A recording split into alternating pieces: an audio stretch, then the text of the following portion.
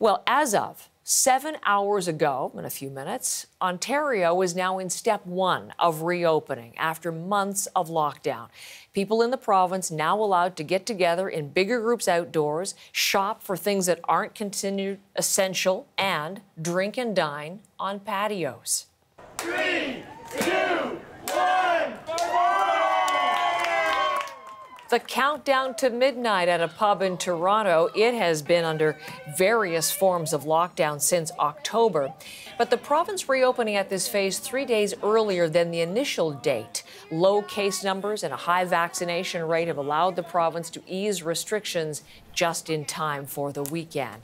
And Laura McQuillan is here with more on how the reopening's going so far. Well, Heather, you and I were fast asleep while people were lining up just after midnight to get into bars overnight, and they were only allowed to stay open until 2 a.m. But as you saw, Ontarians, Torontonians who haven't been able to go to patios for at least a couple of months now back out. And in fact, in Toronto, patios were allowed to open in March just for a couple of days before shutting down again. So it is a big deal for those restaurants, for those bars. They can now have up to 4 people at one table. You've got gathering sizes increasing as well, so 10 people can gather outdoors.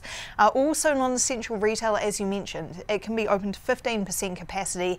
But in a mall, a store has to have a street entrance, otherwise it has to stay closed. Another aspect of this is outdoor fitness as well, which hasn't been around for some time. It's allowed to open as well. We caught up with a bookstore owner who told us that he has spent some $30,000 just trying to stay afloat, launching a website to sell his used books during the pandemic because as non-essential retail, he's been closed for a while. He told us that he's very happy to be able to open his doors once again today. There's been an outpouring of just books every day. People are donating, try to keep Barely Bruised Books alive. I wouldn't be around if it wasn't for the community right now. A community that he hopes will be flocking to his door once again today. People might be wondering as well, okay, when can I get my hair cut? And the answer to that question is it's going to be at least another 21 days. That's part of step 2 in Ontario. So more vaccinations needed. There's a threshold that has to be hit before step 2 can begin. That's haircuts, nail salons, bigger gatherings, all rolled into that. Though there is a push to be able to open those businesses and open more retail as well, because the warning is even though some places can reopen as of today, there are a lot of businesses still with their doors shut, and it's not clear if they'll all survive, Heather. There is one part of the province, Laura, that still isn't reopening and won't be for some time because of concerns about this variant. Tell us about that hotspot. That's the Porcupine Health Unit in Northern Ontario. It runs from Timmins right up north to Hudson Bay, and they say they've seen an alarming surge in COVID cases. It's a community, or rather an area of 84,000 people, and they have currently 300 active cases. They have a couple of cases of the Delta variant which are not linked to travel. So that indicates that there is community spread of that variant that originated in India, more contagious, a lot of concern about that right now. We spoke with the Mayor of Timmins about the ongoing lockdown, which is set to last for at least another 2 weeks, and here's what he told us.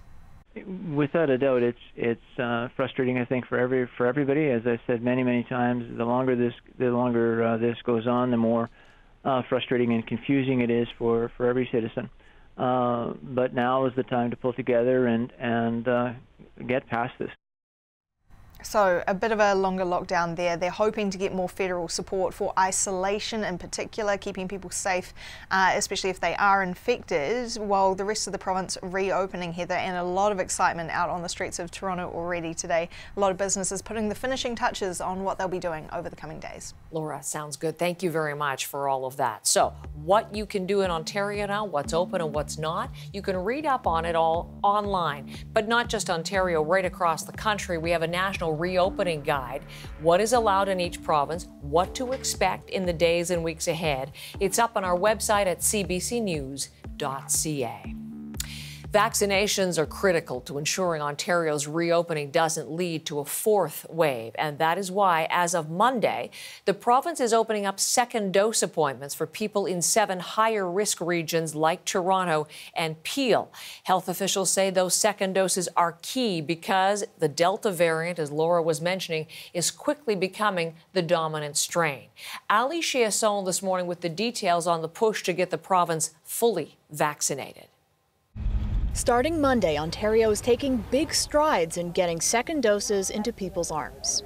Beginning Monday, June 14th at 8 a.m., individuals who live in Halton, Peel, Porcupine, Toronto, Waterloo, Wellington, Dufferin, Guelph, and York public health units, and who received their first dose on or before May 9th, will be able to book a second dose appointment.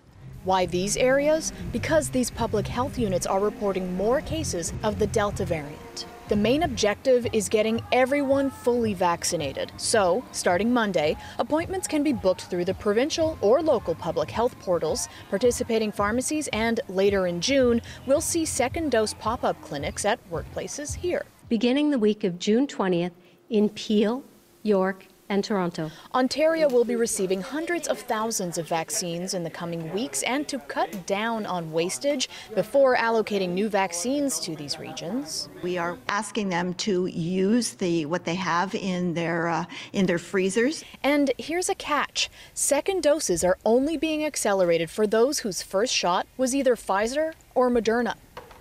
If you got the AstraZeneca shot, you still have to wait 12 weeks before getting your second dose, regardless if you opt for another AstraZeneca or an mRNA vaccine. The province says there's not enough data available yet to show how shortening the interval could impact the efficacy. The risk of exposure is highest now. Doctors say Ontario is making a mistake here. We need to shorten that period and get people their second dose of AstraZeneca as soon as possible. There's no reason to wait for 12 weeks for the AstraZeneca vaccine. Ali Chiasson, CBC News, Toronto.